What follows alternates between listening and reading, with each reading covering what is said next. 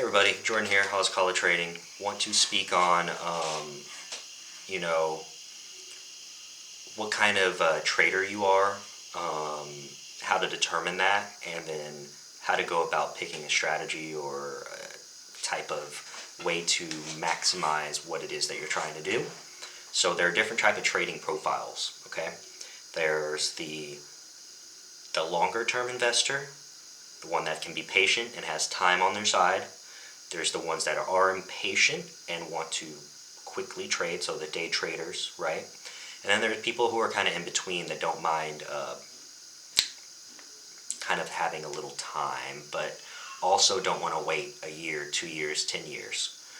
They'd rather wait maximum a month or so. We call those medium swings, okay?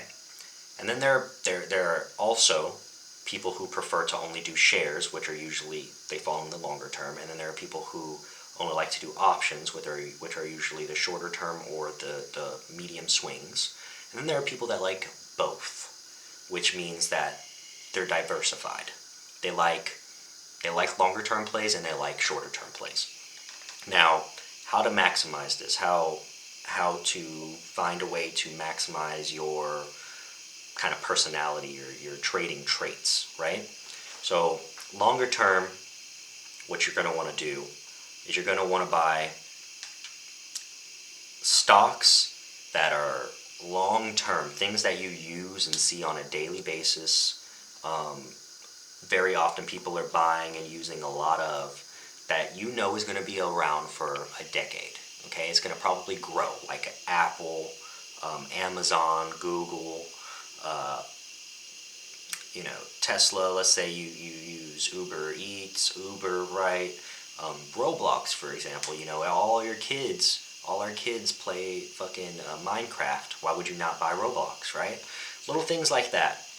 So buy stocks like that, and then also, and this is the part that some people don't do or don't understand. You want to look for dividend stocks, stocks that pay you for holding them, and you can find different ones that pay you monthly, ones that pay you quarterly, and some that pay you, every 6 months, and some that pay you every year.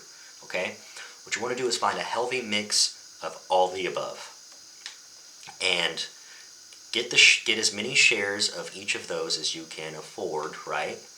Because most of those companies are actually good companies as well. So these growth companies that I was talking about, a lot of them are dividend companies like Starbucks, Coca-Cola, McDonald's, just for examples, right? And you can buy these companies and have them pay you back on a percentage on the shares that you own.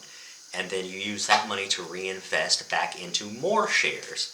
And you just do that. You just keep doing that. You just keep doing that and keep doing that. And over a decade, you grow your money exponentially, okay? This is a way that you can do long-term investing in terms of the stock market, buying ETFs, etc., right? You want to buy things that are going to be around for a long time, okay? Then there's the medium swing person. The medium swing and the day trader are kind of very similar. The only difference is the time frames that they're using. So depending on how that medium trader is, if they want to do options, they're going to be the same as the day trader. If they want to do shares and stocks, shares, basically they're doing the same as a day trader, except for they're not doing any options. They're just buying a stock when it's at a low and then selling it when it's at a high and rinsing and repeating. Okay, and sometimes that can take a couple weeks, sometimes that can take a couple months, but it usually will not take years. Okay, so those are medium traders. The options aspect will usually be more so like a week or two to a month. So that's how long they're holding. And that's because they have some time, but again, they don't want to wait forever for their returns. And then there's the day trader, the one who's got the most risk, the one who's willing to lose the most money, and the one who's willing to make the most money. Okay? This person is willing to lose the money that they're putting in. You have to understand that. To be a day trader, you need to be willing to lose the money that you're putting in. If you're not willing to lose the money that you're putting in any way whatsoever, what you need to do is be a longer term investor. It might not work with your patience aspect, but in terms of your actual money, like what you should be doing and how you feel about the money, that's what matters the most. So think about what you need, what it is that makes sense for you financially, right? And then work from there. If what you need financially is to be a medium swing person where that has some long-term investments, right, or a day trader that has long-term investments as well, then figure that out. And what I mean by that is you take a X% of your portfolio and you use that for long term. And what I would say, my opinion is, if you're going to be a mix, do 70% long term, 30% short term. This is what I do.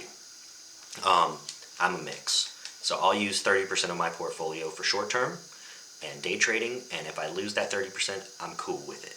All right? But that 70% goes in my long-term stuff I think is going to go up in, the next 10 years or so, right?